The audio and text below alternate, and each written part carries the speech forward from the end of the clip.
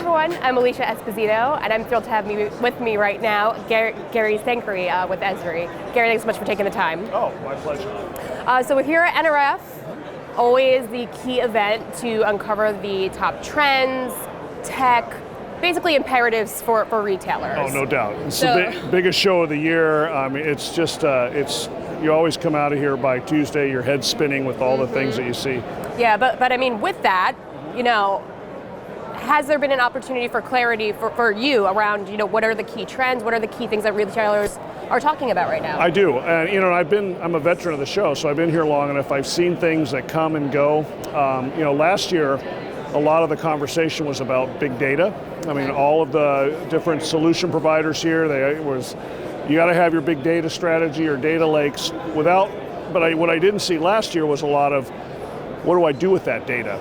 We were collecting it, but I need to find insights in it, and how do I find insights? And this year, there seems to be more focus on solution-oriented approaches, which I think for us in the GIS world is really great, because we've always been right at the intersection of big data. When you attach location technology against that, you have a way to interrogate all of these disparate data sources.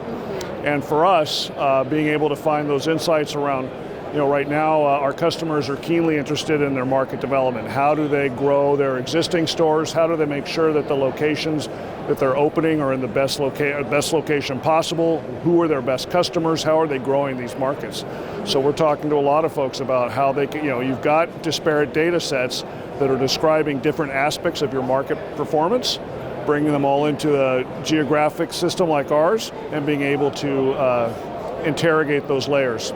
Yeah, no, it's really fascinating, and I'm glad you brought up the point of insights being a key talking point, because I noticed something very similar, that, you know, it's about democratizing all of that information within your key systems and making it usable, not just accessible, right, for everyone in the organization. You have to come to these solutions with the question of what you're trying to answer, right? Otherwise, you're just going after a shiny object. Yeah. So when we talked, like this morning, we had a presentation with Jessica Bohr from Estee Lauder. Okay. And fantastic. Estee is doing some really amazing things with one of our partners who's here today, Jacala, to really leverage their CRM, to take a look at their, you know, who their customers are, to help to understand them better through data enrichment and the application of geographical attributes, but then at the same time making it real with these individual customers. What stores are they coming to, and how are they able to build their trade areas to be sure that the marketing and the assortments that they put in those stores are relevant to those customers. Yeah, I could imagine that, you know, brands like Estee Lauder, I mean, that's a really fascinating use case, because it's not like they have their own branded storefronts that, you know, they have to navigate. Well, actually they do. Oh, they do? They do. Yeah, they're a great example. You know, what we see a lot of today is there's kind of a blurring in the market of, you know, pure play retailers and then suppliers and manufacturers. So we've got companies that have their own brand in the doors, you know, the department stores or in the specialty shops, but they also have their own channel. And you know, as we're starting to reach these customers, for those brands, understanding who their customers are and where they're able to put a new location is really critical, especially for someone like Estee Lauder, who's got, you know, I have customers that I want to keep happy, and at the same time there's market opportunity for my branded stores. Right. So how do we balance that and make sure that we're getting you know, finding those seams in the market to drive growth? And you know, today especially, the markets are pretty crowded places, so finding those seams and finding places where there's still incremental growth opportunities is really what we're supporting. Right, and I think also too, the value of being able to make more strategic decisions around where are you going to put your stores. Absolutely. Because we're facing so many issues around store closures. Of course, a lot of stores opening as well. But it's how do we find, like you said, the right customer? What markets are they in?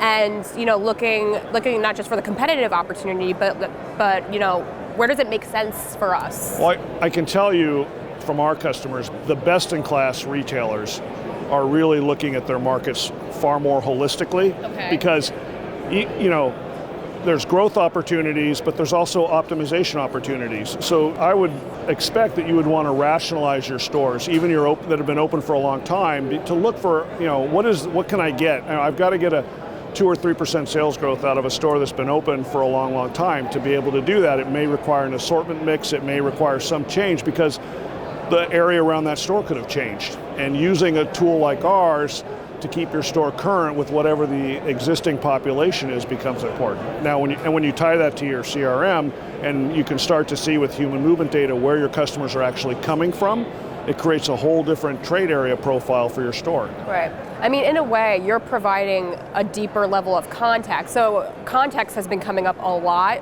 during the show as well, largely through the perspective of, the contextual view of the customer.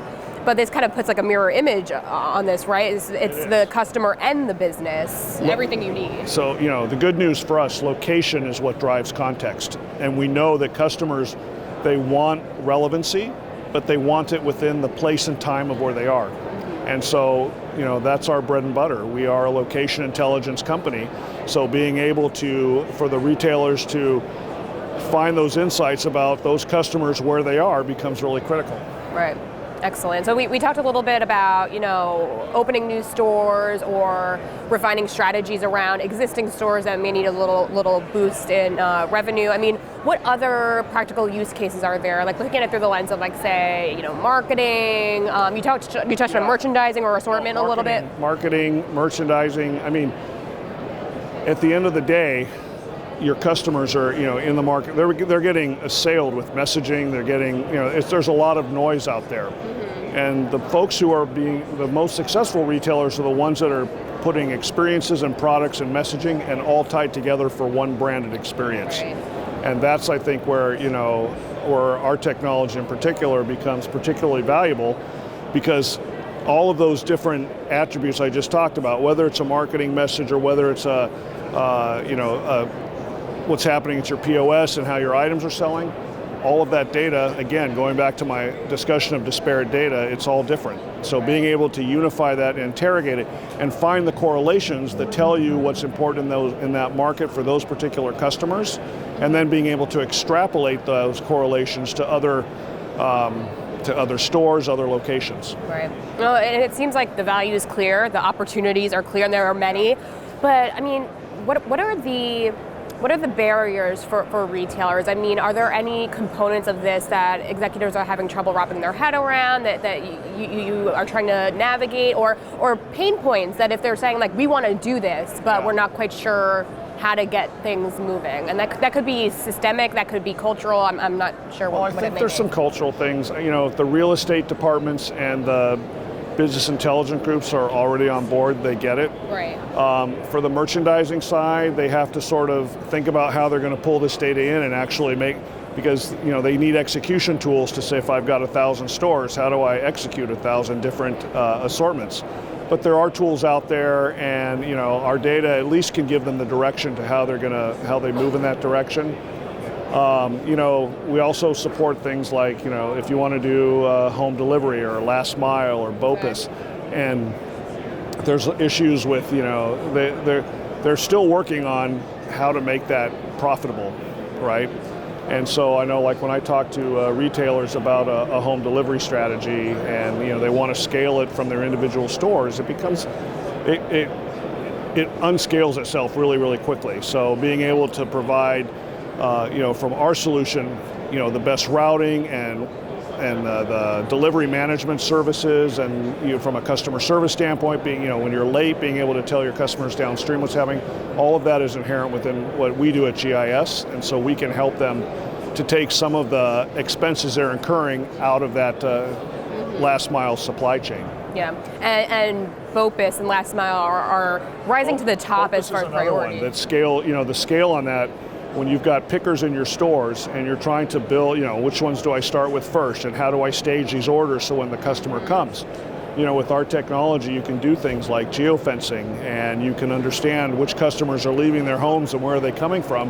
And just from a transit time, I can start to do some of that prioritization. That becomes a way for them to, make sure that when the customer arrives at the store, it's ready to go. Yeah. No, it's fascinating how all of these trends are almost starting to interlock, I feel like, more than ever. Yeah. Well, that's unified commerce, right? Yeah. That's why I hate the term, omni-channel. It's really a unified commerce. I'm trying to give my customer a 360-degree brand experience, right? So that when they interface with me on a BOPIS order, and at the same time when I'm doing something online and it's coming to my home, or when I'm in the store shopping, it's all consistent and it's all relevant to me. Yeah. So I'm glad you brought that up, because my last question for you was around, what you believe will be the key trend of 2020. This is the trend casting type event for retail, so I think it's only appropriate that we close out with that. Is it going to be the year that unified commerce really comes to a head, or what else is going to rise to the top? I think unified commerce is already here, right? I think what we're seeing now is we're starting to see a separation in retail between the winners and those who are struggling with it, and the customer attitudes have shifted to where now, buy online, pick up in store, for example, is table stakes for a lot of companies, and customers are making decisions about who they shop based on the retailer's ability to deliver the services that they expect. And so, so for us, we're here to help those retailers to execute those strategies efficiently, cost effectively, and to provide them with the analytics afterwards to make it sustainable. This has been so insightful and so informative, a lot for me to think about, I'm sure, for all the executives watching today. So Gary, thank you so much for taking the time out. And thanks everyone out there for watching.